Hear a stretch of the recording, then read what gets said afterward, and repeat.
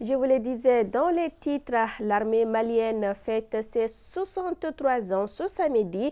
Toutes les unités sont à l'honneur et reconnaissables à travers les couleurs de leur tenue, béret et galons. Nos forces armées de défense et de sécurité sont composées de femmes et d'hommes dotés de compétences universelles et spécifiques indispensables à l'équilibre des différentes corporations et à l'exécution correcte de leurs missions régaliennes. Aminata Amadoula nous en dit plus. La Grande Muette. Entendez par là les forces armées de défense et de sécurité maliennes. Elle est composée de 8 armées et services formant corps.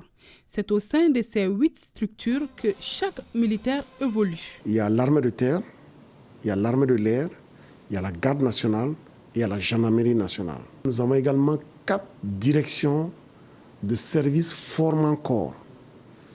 Et parmi ces 4 directions de services, nous avons la direction du génie militaire, la direction des transmissions, la direction centrale du service de santé des armées et la direction du matériel, hydrocarbures et transport des armées.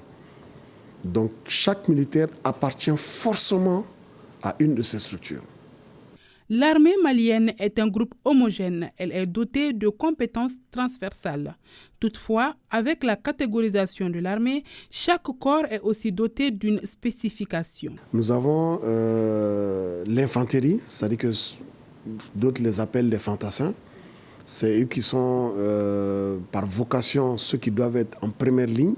Ensuite, il y a l'arme blindée cavalerie. Ensuite, il y a l'artillerie. Et leur mission, c'est vraiment des armes de longue portée. Maintenant, au sein de l'armée de terre, vous avez encore d'autres spécialités. Toutes les autres spécialités que vous pouvez avoir, vous pouvez les avoir également au niveau de l'armée de terre. Au niveau de l'armée de l'air, on peut les catégoriser, eux, en 2 grandes catégories.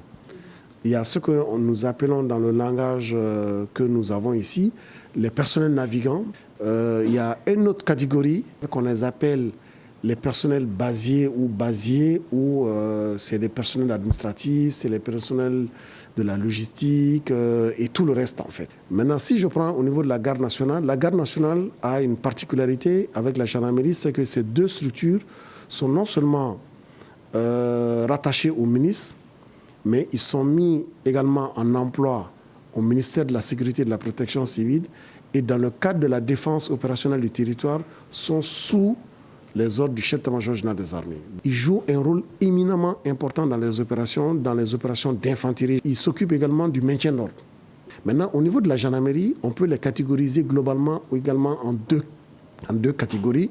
Il y a ce qu'on appelle la gendarmerie territoriale et la gendarmerie mobile.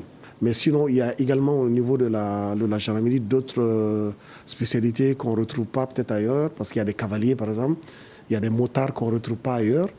Au niveau de la gendarmerie également, il y a les cynophiles. Autant je pourrais dire ça au niveau de la gendarmerie, autant je pourrais parler également des chameaux aussi pour la garde nationale. Cette transversalité de l'armée se retrouve au sein de services formant corps. Par exemple, si je prends le génie militaire, le génie est à 2 composantes, le génie arme et le génie service. Maintenant, si je laisse le génie, je prends au niveau des transmissions, la transmission aussi, c'est vraiment une direction qui est aussi transversale. Autant on le retrouve dans toutes les armées, autant ils sont indispensables pour tout le monde. Voilà.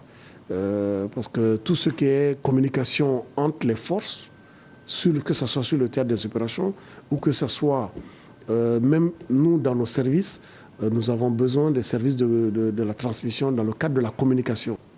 Maintenant, au niveau de la direction centrale du service de santé des armées, vous retrouverez généralement 3 composantes. Une partie qui s'occupe de la pharmacie, une partie qui s'occupe de la santé animale et une partie qui s'occupe de la santé humaine. Au niveau de la DMHTA, nous avons également à ce niveau, comme son nom l'indique même, le matériel, l'hydrocarbure et le transport. C'est vraiment la structure qui est au cœur de tout ce qui est lié à l'acquisition du matériel, à la répartition du matériel, à la bonne et aussi, je pense que à la gestion même d'une certaine façon du matériel à un certain niveau. En plus de ces armées et services formant corps, la DIRPA, le commissariat des armées, la direction des écoles, la direction des sports militaires et la direction du service social des armées sont aussi rattachées à l'état-major des armées. La reconnaissance des différents corps armés se situe au niveau des bérets, mais surtout des galons aux côtés desquels sont inscrits les insignes du corps auquel le militaire appartient, comme le vert pour l'armée de terre, le bleu marine pour l'armée de l'air, le marron pour la garde nationale, entre autres.